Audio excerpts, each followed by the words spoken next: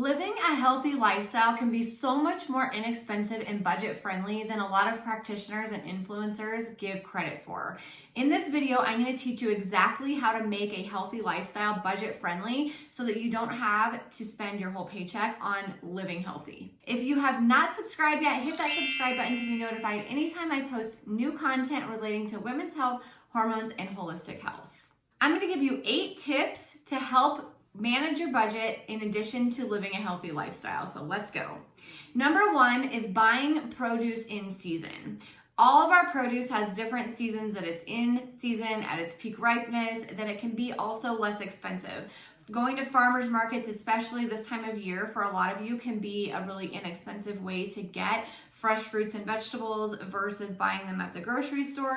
They're also more fresh and obviously coming from straight from farm to table. Buying in season not only is cheaper, but like I said, it also can taste better, and the micronutrients can actually be a little bit higher than even the grocery store due to it just being from farm to table. We talk a lot about how animal protein is great for its micronutrient profile, so minerals, vitamins, enzymes, amino acids. I'm a big fan of eating animal protein, but I do know it can also be expensive, especially if you're trying to get more like grass-fed, grass-finished, organic types cuts of meat. It can be really expensive. So one of my big suggestions for you is to choose less expensive cuts of meat like chicken thighs versus breasts, or like a chuck roast instead of a sirloin or something like that. And you can also, to make them a little bit more juicy, a little bit more tender, you can slow cook them and they're absolutely delicious. So don't think that you have to buy the most expensive cuts of meat out there.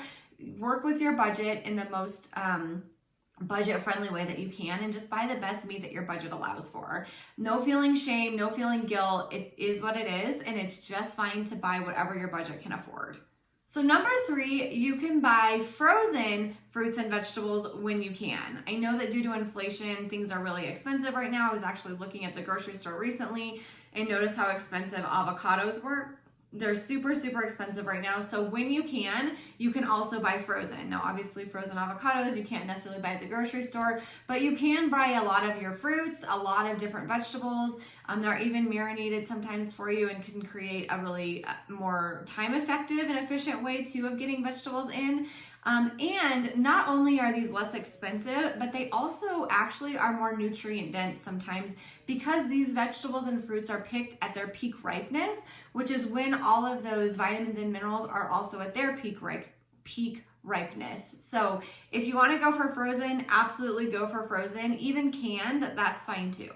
Number 4 is a controversial topic, but you do not have to buy organic. You guys, there's been lots and lots of research that shows the differences. There's tons and tons of people on Instagram that talk about organic versus non-organic, talking about the environmental working group and how maybe we don't have to buy all of those things necessarily organic. So if you can't afford organic produce or organic things, don't fret about it. It's still so much better to get in these fruits and vegetables than to just not do it because you can't afford organic. There also, I'm not going to go through it all in this video, but there's a lot of nuanced conversations about organic fruits and vegetables that show that the evidence is not that they're super more nutritious, less pesticides. Organic farmers still have to use certain pesticides and things like that too. Again, not going to go through that here. I'll probably do a whole other video all about it. But if you can't afford organic, totally fine. Just get the conventional stuff and get your fruits and vegetables in. Number 5 is buy store brands. All this stuff on the shelves have different store brands. So whether you want to buy bone broth, or you want to buy tortillas, or you want to buy canned things, or whatever, you can buy the store brand of those things, and they're really a whole lot less expensive for the exact same product. So marketing definitely works in a lot of instances, but you don't always need to buy the most expensive like name brand of everything in terms of the grocery store. Number 6 is in relation to exercise and movement. We know that there's really expensive boutique gyms and we can make fitness super, super expensive, but we certainly don't have to. Nature requires no down payment, no monthly payments. You can get outside and walk, you can go for hikes, you can go for runs, you can do body weight workouts outside or in your living room. There are so many different ways to make fitness super budget friendly, where you don't have to pay these monthly membership fees of several $100s a month, or trainer fees or things like that. We're lucky in an age of information. Obviously it can get confusing and overwhelming, but we're also so lucky for it because there's a lot of free options out there to get virtually the same thing. So even I'm always a fan for health, to get out in nature, even if you want to just sit outside, if you want to do some grounding, which is basically walking outside barefoot, that can just feel really good and really center into your nervous system, reduce stress and anxiety. Getting out and being present, smelling the air, breathing in fresh air, listening to the birds chirp, being just mindful can be really, really helpful at both moving your body but also calming down your central nervous system. Number 7, convenience is expensive. I know a lot of you need convenient things right now, but try to kind of look to see how much you're spending on things like sodas and processed food and prepackaged meals and those types of things. They are very expensive right now. And so like I said, one of the things that my family does regularly is we will batch cook. And so we'll always make sure that we're cooking some sort of a protein a couple times a week and just making like several pounds of it to feed our family, and we keep it in the fridge, super versatile for lots of different dishes. So we usually cook chicken thighs or ground meat or ground turkey or something like that. And then throughout the week, we can just kind of put it with some frozen vegetables, or we can make burgers out of it, or we can make Mexican bowls or stir fries or whatever we want to do for that day. So I know that a lot of like convenience, like meal plans and things like that are convenient. If your budget allows that, that's wonderful. Those are great. But if you're feeling like your budget's not allowing that, try to come up with some of these other options for meal planning a little bit. It doesn't have to be super time consuming. Just a couple of times a week can really serve you very well and be a whole lot more budget friendly. And number 8, don't buy into the air quote healthy versions of foods all the time. So you might go through the grocery store, and one specific example that I'm thinking about is tortilla chips. There's the Siete tortilla chips, and then there are just the normal corn-based tortilla chips. The Siete ones are based out of like cassava flour and avocado oil instead of regular seed oil and corn. It's such a nuanced conversation, but the ingredients might be a tad bit better in the Siete, but super small dial mover because you're probably not going to be eating a ton of them anyways.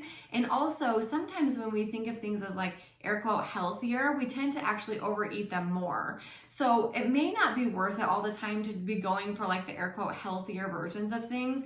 They're way more expensive, and just mindset wise, we tend to want to eat more of them because we feel like they should be like guilt-free. And I think that's a whole other conversation for another video, but nothing needs to feel guilty when you eat it. Last video, I talked all about timing of food and mindset around food, paying attention to hunger signals and things like that. Everything can fit into your diet in moderation. So if you want some tortilla chips and your budget doesn't want to pay for the Siete ones or some of the more organic, expensive ones, totally fine. Probably is such a small dial mover, it's not even worth it in the midst of things anyways, but don't feel guilty about buying the real thing.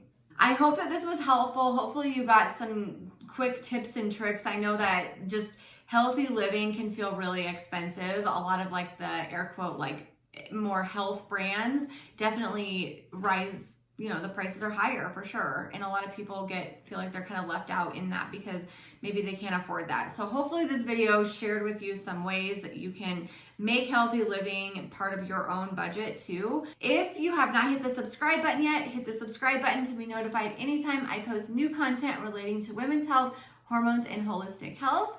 If you have any friends and family that can benefit from this information, please share it with them. And if you have any other tips for budget-friendly, healthy living, please leave them below. We're always looking for other ways. I love learning from you guys just as much as you love learning from me. So hopefully you guys are having a great day, and I'll see you in the next one.